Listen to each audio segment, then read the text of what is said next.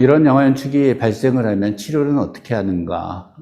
결국 발작을 억제하는 치료, 발작에서 벗어나게 만드는 그런 치료 방법을 사용을 해야 되는데,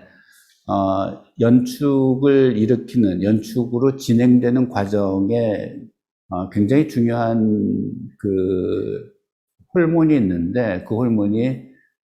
스테로이드를 만들어내는 것을, 스테로이드가 몸에서 만들어지고 분비가 될 수 있게 만드는 뇌하수체에서 발생하는 그 자극 호르몬, CRH라는 자극 호르몬이 굉장히 많은 역할을 하게 됩니다. 그래서 그 CRH를 억제하기 위해서 거꾸로 스테로이드를 강력하게 쓰면 그 CRH라는 호르몬이 억제가 되면서 연축으로 이행되는 것을 거꾸로 억제시킬 수 있는 이제 그런 이유 때문에 고용량으로 스테로이드를 사용을 하게 되는데, 고용량으로 스테로이드를 사용하게 되면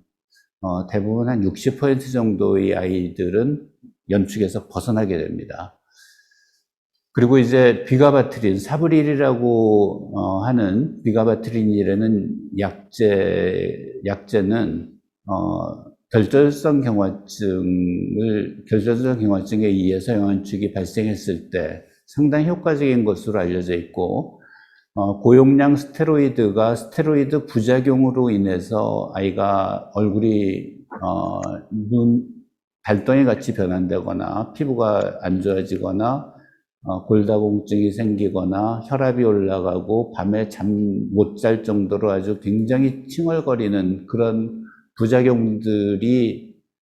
발생을 하는데, 그런 부작용들이 없다는 장점 때문에 이 사브릴이라는 약을 먼저 사용을 하고 조절이 안 됐을 때 스테로이드를 먼저 나중에 쓰는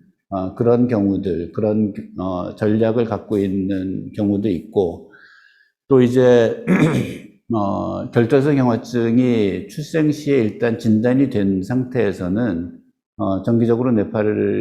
검사를 계속하면서 연축이 발생하기 이전에 사브릴을 먼저 사용을 해서 연축이 발생하는 걸 미리 예방적으로 치료하는 그런 경우들도 있고, 벤조다이아제핀이라는 좀 졸린 약들 중에는 클로바잠, 센트릴이라는 약이 단독적으로도 효과적일 수도 있고, 이런 치료, 스테로이드나 사브릴 같은 치료에 의해서 조절이 되지 않을 때 부가적으로 추가 사용을 했을 때 발작이 좋아지는 경우들도 있기 때문에 이 클로바잠 같은 약을 사용을 하기도 하고, 그거 이외에도 굉장히 많은 약들이 어느 정도의 효과는 같이 가지고 있어서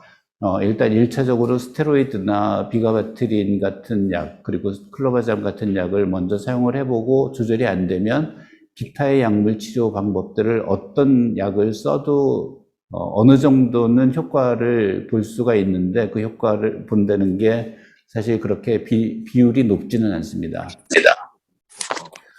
그리고 케톤 생성 식이요법은 역시 영양축을 치료하는데 상당히 효과적인 치료 방법으로 알려져 있는데, 방법상의 여러 가지 어려움 때문에 우선적으로 사용하지는 않고 기존의 치료로 조절이 되지 않을 경우에 케톤 식이를 빨리 적용을 시키는 것이 필요하고요.